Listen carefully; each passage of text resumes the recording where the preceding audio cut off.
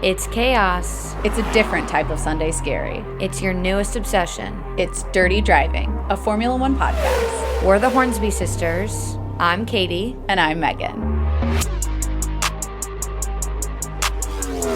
It's Sainz, then Norris, and then comes the Williams of George Russell. Oh my God, did we have a phenomenal start to this race on Sunday. We were in Sochi, where we saw Lewis Hamilton take his 100th F1 victory.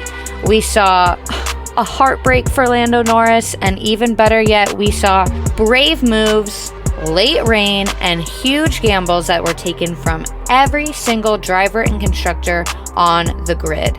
So let's get into another episode of Dirty Driving, and we are doing our first race recap of this season with Sochi, Russia. We're also going to have a special guest, Chris Kahn, my good F1 friend, where we just talk about how we got into F1 and a little bit about silly season. So let's jump right in with the start of the weekend, Thursday, Media Day. And let me tell you, Media Day was full of drama this week because we're coming off of the Monza incident between Max Verstappen and Lewis Hamilton, where Max Verstappen's car went over the top of Lewis Hamilton's and they both did not finish the race. So obviously, the media had some questions for both of those wonderful gentlemen, and it started like this, with Lewis Hamilton saying, "I have no doubts that we will continue to be professional and learn from the past. It's important that we continue to race hard, but fair."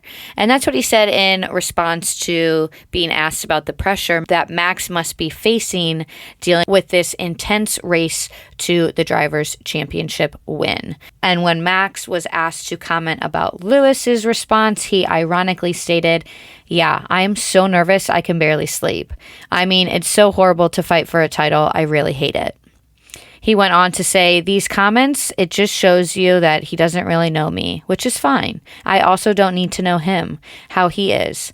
I'm very relaxed about all those things, and I really can't be bothered. I'm very chilled." Oof. It got spicy on Thursday, which led into this dramatic Friday where we found out that 3 of our drivers were going to be taking power unit penalties and starting at the back of the grid. It started with Charles Leclerc and Ferrari, who decided that they were going to take a new power unit element, which is going to allow them to gather data for the 2022 hybrid power unit, which, he gets our first grid penalty. Nicholas Latifi also took a new power unit, giving him a grid penalty. And then we saw Max Verstappen take a new power unit, which Max Verstappen and Red Bull knew that they were going to need a new power unit, and they were facing the 3-place grid penalty from that Monza incident. So this action of combining an off-track penalty and an on-track penalty was questioned by some to see if it was, fair and if it's really teaching Max and the drivers to follow the rules, while others say it was good strategy. And let me tell you, we have tons of strategy to talk about today once we get to the race. But before we do, we've got a couple more things. One being that due to some mechanical issues, Daniel Ricciardo was actually using an old power unit in FP2. This one incident occurred where Lewis Hamilton actually pulled a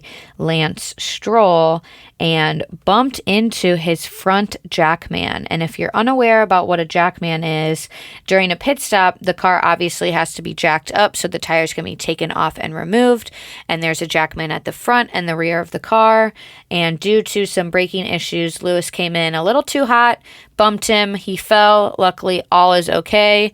Lewis apologized and said that, that's the first time he had done it in, I think, like 10 or 15 years. So luckily he's all good, but definitely something to mention. FP3 was canceled due to the rain. So on Saturday, we went straight into qualifying, where we got Lando Norris on pole position, which is his best ever qualifying. And in the front row for the race, we were next to his old McLaren teammate, Carlos Sainz, who landed P2.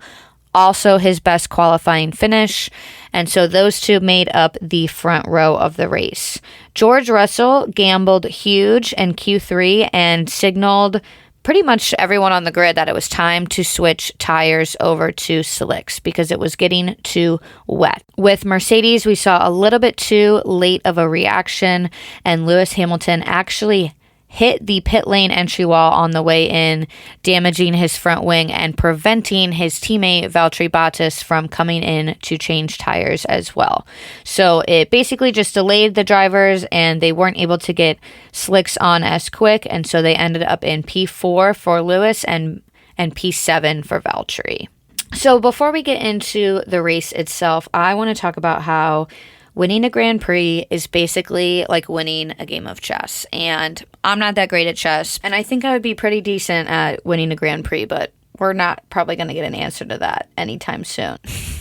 So the reason why I say it is like a game of chess is because in order to be really good, you simply need to know all the moves. You need to know all the strategies, and you need to know what is available for you to win.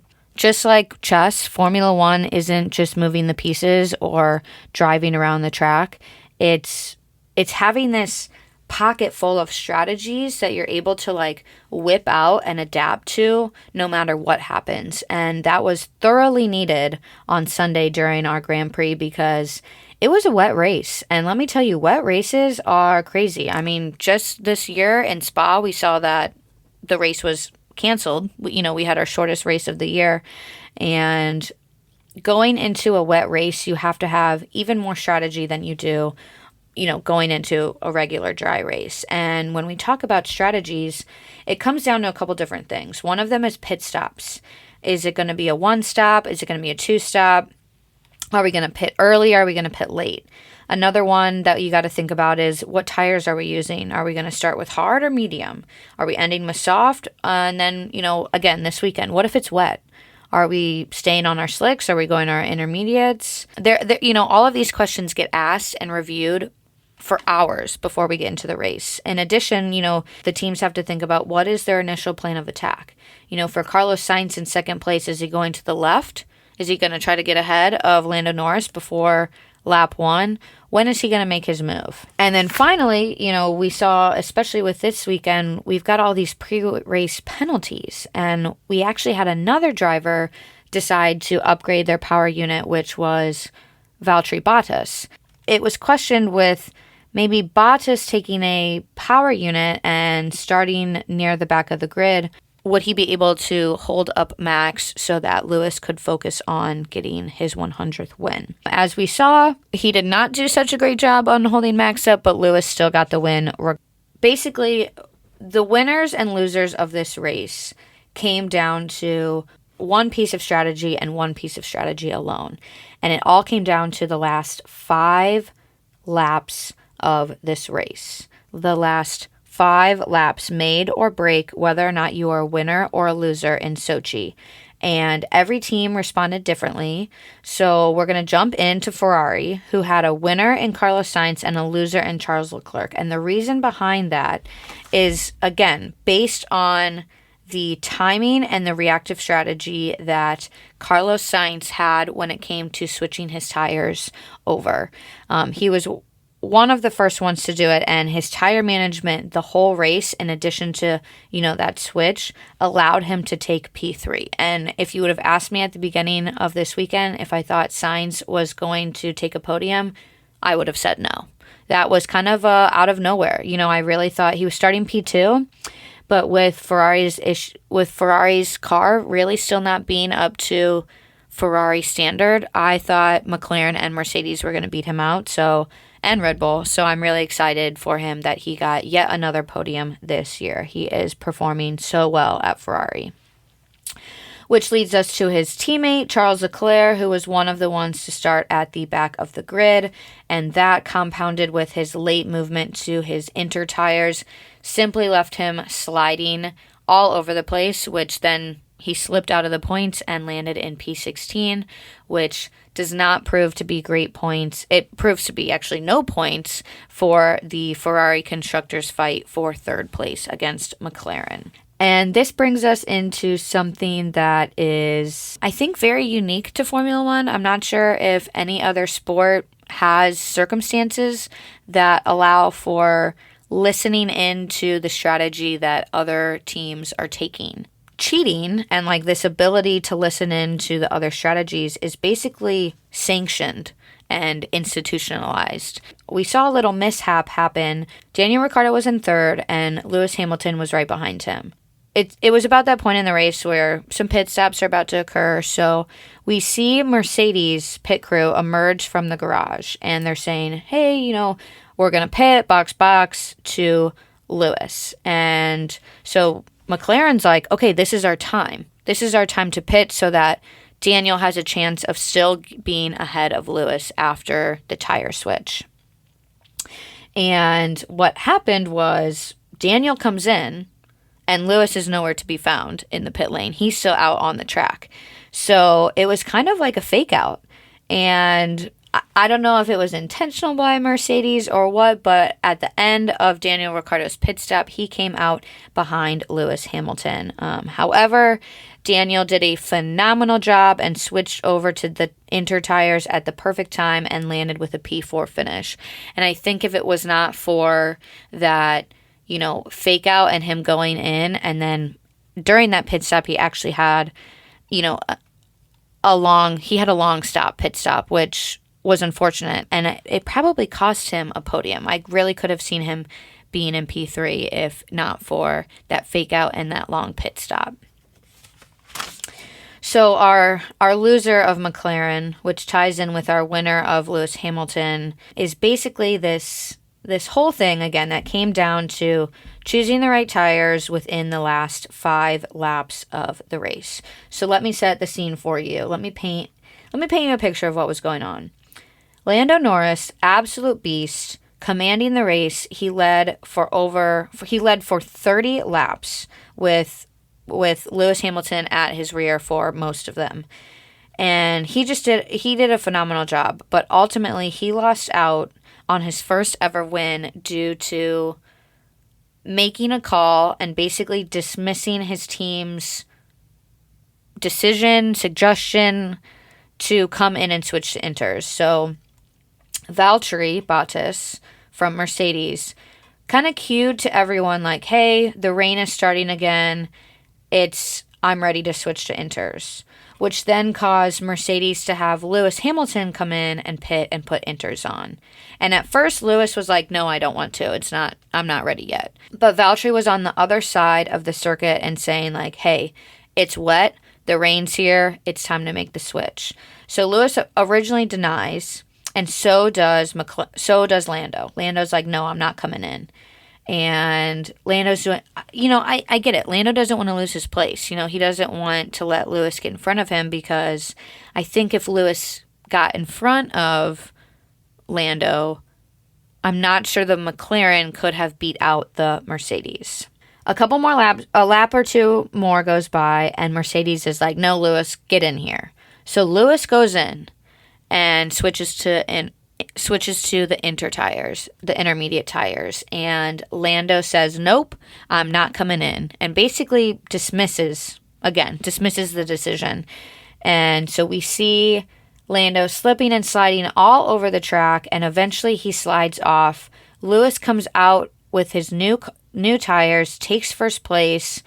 Lando ekes his way back to the pit lane, switches to inters, and we saw him finish in P7. I just think it's so important to talk about this because it comes down to that strategy. It comes down to having those things in the back of your pocket and ready to go, and not only having them ready, but having the driver and the team be on the same page. And there's been a lot of questions as to why McLaren didn't overrule Lando and say, no, you need to come in, we're switching you to inters. And I think it truly just came down to, Lando's in his 3rd year of driving in F1. Like, that is still a very young driver in the realm of F1. And so I think at the end of the day, what we can chalk this up to is a young driver mistake and, strategy not being on point in McLaren where it was in Mercedes. And in the post-race interviews, we even see Lewis and Lando have a little moment in an interview where Lewis is like, yeah, like, I said no to them too. I was like, I didn't want to come in. And Lando was like, yeah, but you eventually did and I didn't. The winners and losers of this race came down to which tires they were on. And for Lewis, he got a winner, and for Lando, he did not.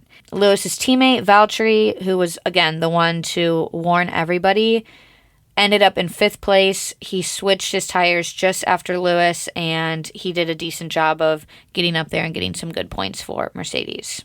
All right, similar to a couple other of the drivers on the grid, Sergio Perez was unfortunately one of the other losers of Sochi, and it was due to just an extremely unlucky call to have him switch over to Inters. He pitted about 2 laps after his teammate Max, and he ultimately fell all the way back to 9th place, only scoring 2 points for himself and for the Constructors' Cup.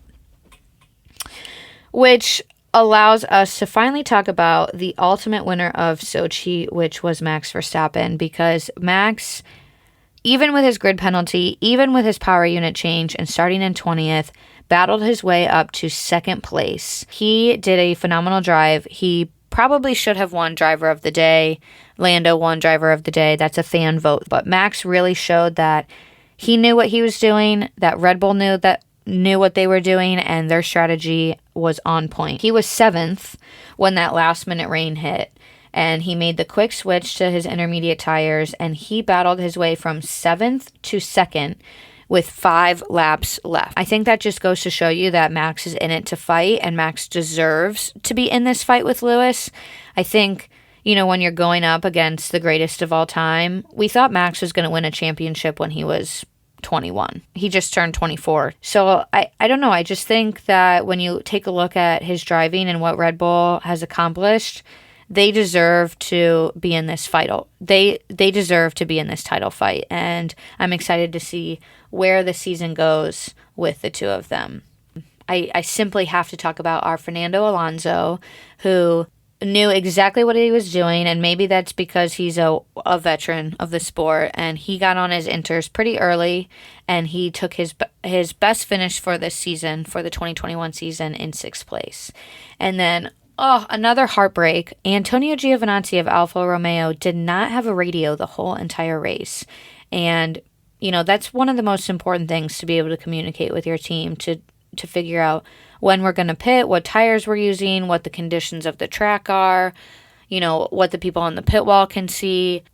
That's heartbreaking. It's definitely a lesson learned for every team that, having your radio is one of the most important things, which I think is why at the end of the day, the winner is Sochi itself. We had a phenomenal race with, we had a Lewis, a Max, and a Carlos Sainz finish, and Danny Rick in 4th place. So it was incredible. We also had Valtteri in 5th and Alonso in 6th, with Lando finishing in 7th. And I would have to say that Sochi was what Spa was supposed to be. We got our wet race of the season, and it was phenomenal. And you know what? I'm looking forward to next year in Sochi. I'm looking forward to it, and I'm excited to see where we're going to go with that. But at the end of the day, it came down to tire decisions, giving us a phenomenal race, which is part of strategy. And another part of strategy is choosing which drivers you have on your team. So let's get into our guest, Chris, where we talk about how I got into Formula One, and we also talk about silly season.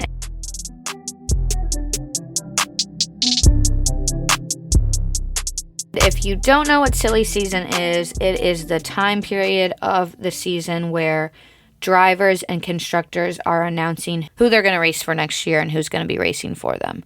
And it's called silly season because it's silly. It's silly how quick these announcements happen. It's crazy how drama unfolds. This year was super short in comparison to that last year of silly season, but we have multiple contracts ending at the end of this year. As we know, we have Valtteri Bottas going to Alfa Romeo. George Russell is coming to Mercedes. Kimi Räikkönen is retiring. We have people staying and re-signing contracts in their own teams. It was quick this year. So Chris and I are going to get into a little bit of that, and you're also going to hear how I got into Formula One in the first place. How you decided to be a fan of Formula One? No, I was like, it's just sick. It's just sick. It's just sick. What's your favorite part about it? I was actually talking to someone at work today. It's such an easy sport to get into. Are you recording? Yeah, you did. Damn it. You got me. I did get you. Because it's like, it's the only sport where there's literally 20 people, and which makes it a cutthroat sport. It's elite. Yes. I would argue that it's probably the most elite sport someone could be a part of. Yes. In the sense of like difficulty to get into. Is that what you're saying? Yeah. I also think performance too. Especially being like worldwide. It kind of blows my mind that like, I mean, sure, there's like giant fans in Europe and Brazil, other areas, but it's like, it's a true global sport, which is pretty unique. Like to have that traveling circus or whatever they call it, it's kind of cool, kind of crazy. And like there are drivers from multiple different nations. Mm-hmm. They race in multiple different nations. Very easy to get into because you're exactly right. You have 20 players. Mm-hmm. You have 20 drivers. 10 teams. Mm-hmm. You know, I can name every single one of them right now. Mm-hmm. I can name probably where they're from. I could probably pull out their girlfriend or wife's name. I could tell you how many seasons they've been in. I could tell you their teams that they've been a part of. And Yeah. I've only been a fan since 2019. Yeah. Everyone has some idea of what F1 is. Most people I talk to. Yeah. They say, oh, like NASCAR. And I'm like, no. No. I'm like, let's try again. Look at a NASCAR driver, like big fat guy, and then look at a Formula One driver and tell me that's the same. Tell me they do the same thing. Tell me they are the same level of athlete. Do you think you've watched Drive to Survive, obviously? Do you think you would feel the same now, be as into it without the series? No, because I don't know if I ever told you how I got into F1. D-Man, tell me. Our friend Tina, our mutual, that's how Chris and I met. Teeny. Teeny. Also Teeny, yeah. I call her Tina. And my other friend Katie, who you know, Yep. went to Monaco for my 21st birthday Oh. while we were all Okay. studying abroad. This is way outdoes my story. Yeah, Okay. I think it does outdo your story. But we were in Monaco for my 21st birthday. We're walking around. You go to the casino. Yeah. You do what you do. You look at the boats. You're like, holy fucking shit, this is amazing. And Yeah. while we were there, they were setting up for the Grand Prix.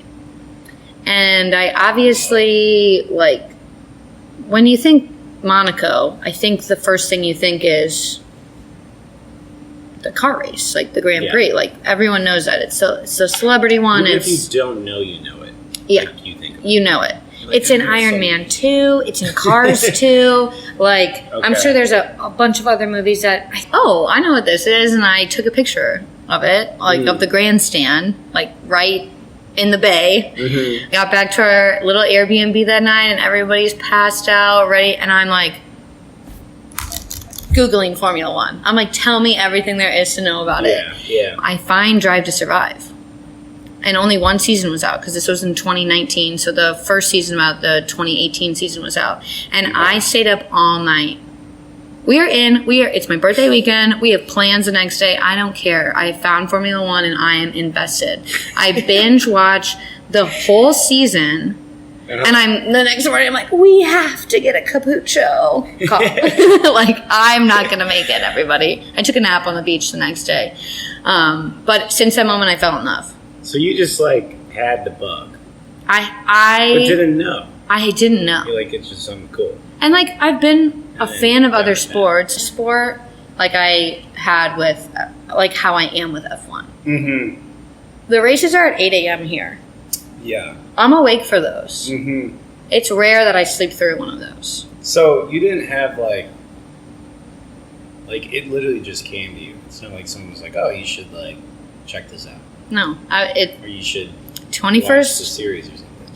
21st birthday, standing in Monaco, and I'm looking at the grandstand, and I'm like, why do I know this?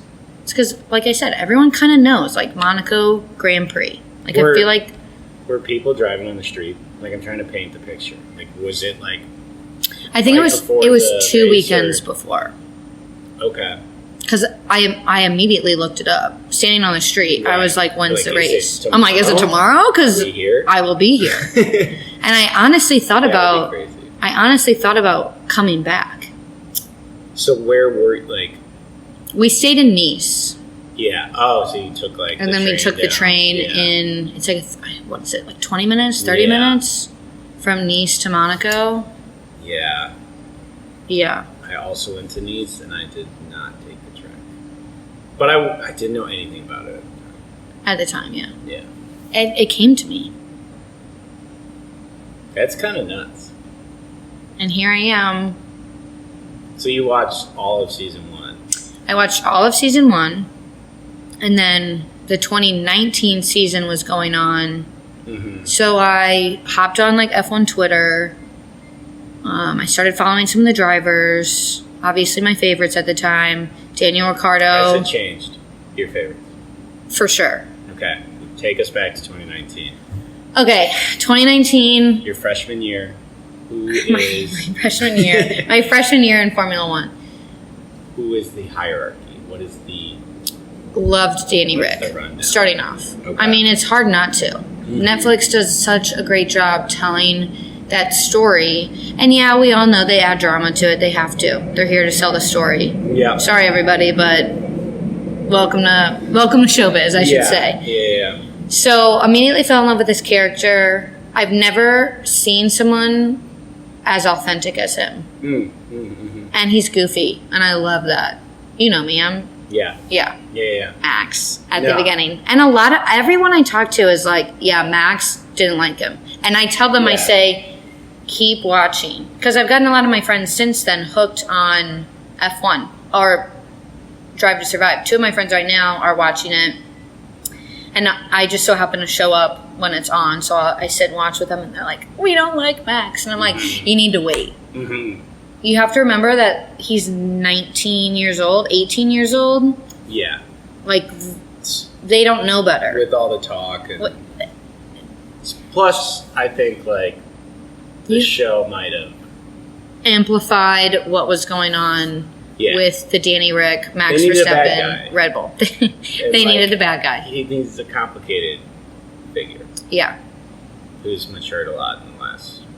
Definitely. 2, 3, whatever years. 2, 3 years now. Yeah. Really liked Lewis. Mm-hmm. It's hard not to like Lewis. I struggle with people who like hate Lewis to their core. I don't get it. Like, did you know him before?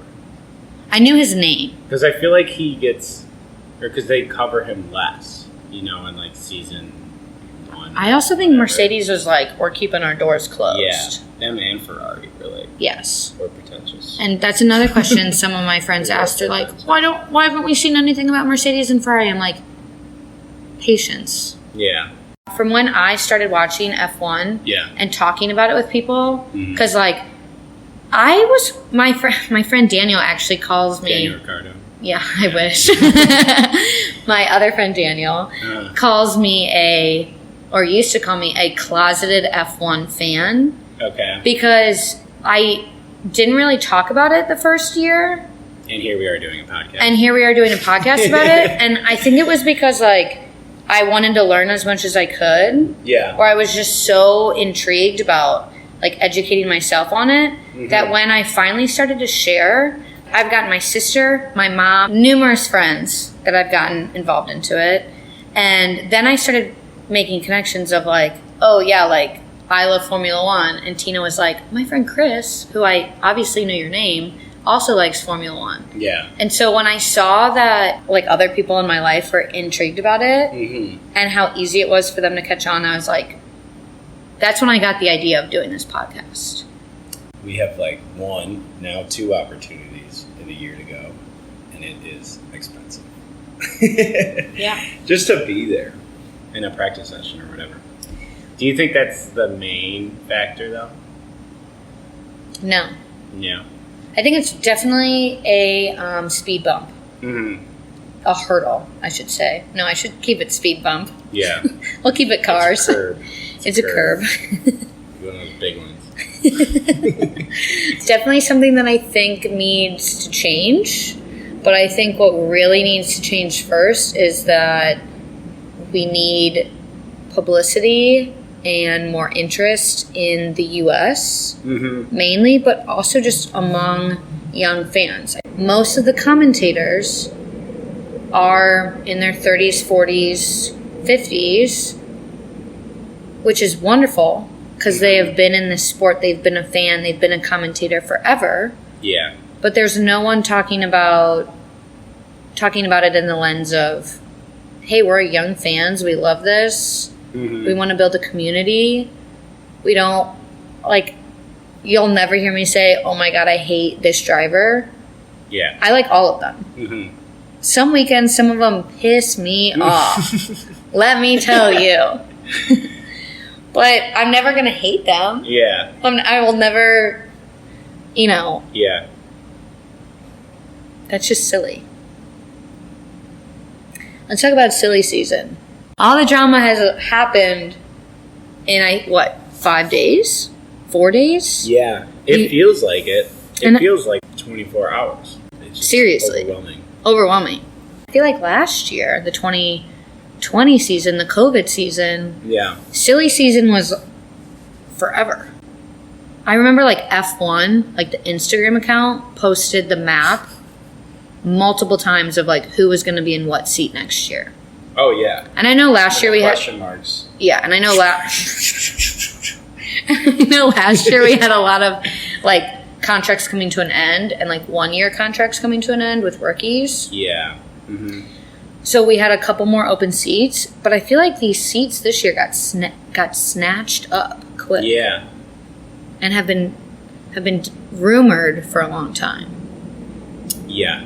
But I want to know how you feel about the Mercedes switch up. So, I think Mr. Russell, I think he deserves it. I think without a doubt deserves the seat. And if you were to ask me this last year, I'd be put him in the seat now.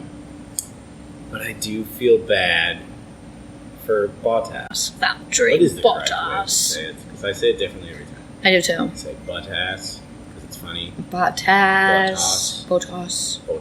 Valtteri Bottas.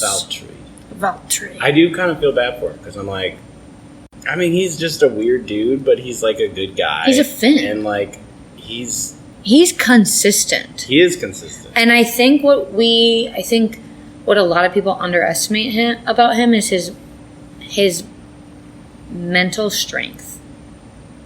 Yeah. Because to 100%. be in the second seat, look at it. 100%. Red Bull has gone through 3 second seats since Daniel Ricciardo. We had Pierre, we had Alex, and now we've got Sergio.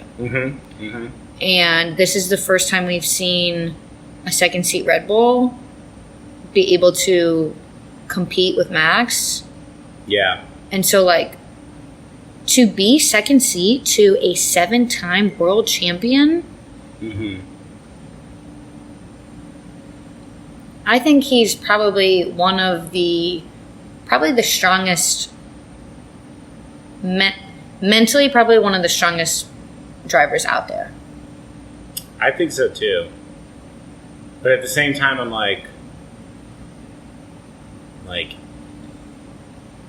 he's had a lot of success, but I feel hasn't taken it in and enjoyed the moment enough. Which I think you have to be kind of like that to be in this sport. Never satisfied, always driven sort of thing. Driven. Formula 1 cars. Drive. Yes. 2. Survive. Amen.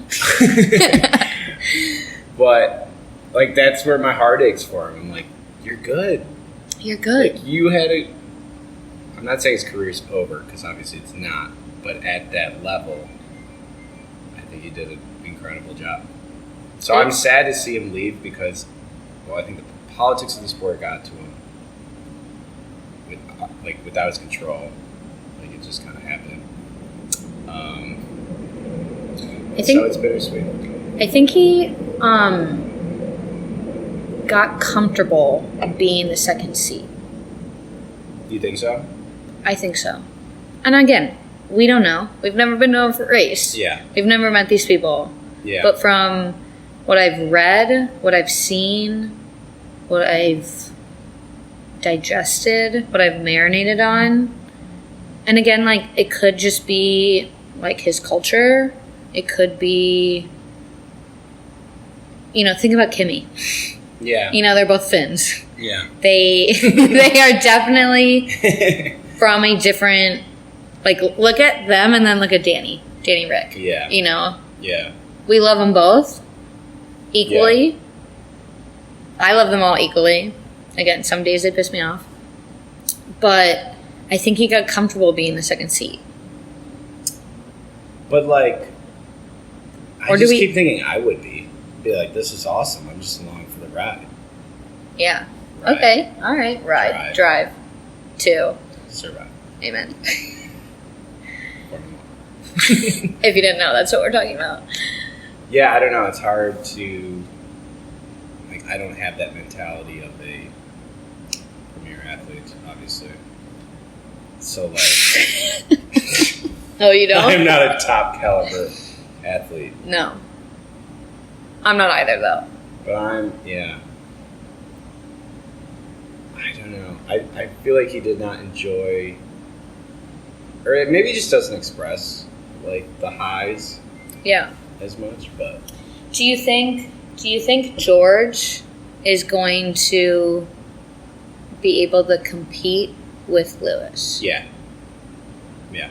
I'll be curious to see if Lewis is going to fall into a I'm here to compete like Kimmy, like I show up, or like Seb.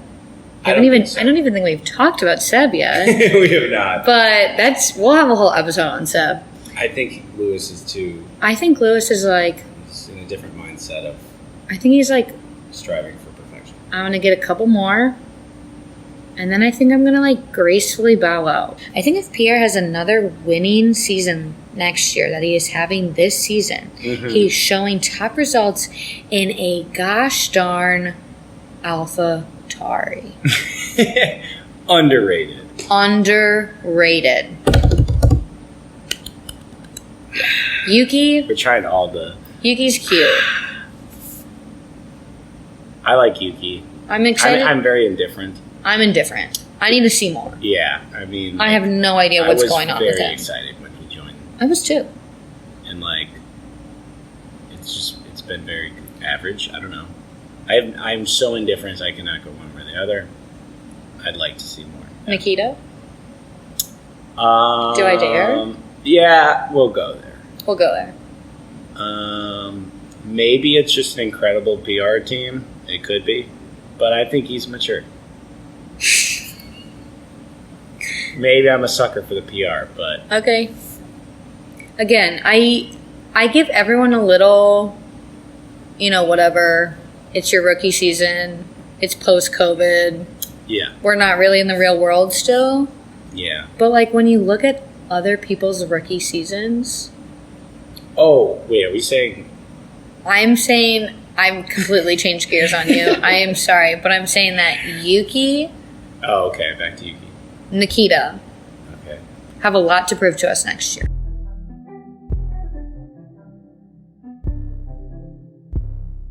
Thank you so much for listening to another episode. Don't forget to subscribe and follow us at Dirty Driving Pod on Twitter and Instagram. Until next time, stay dirty.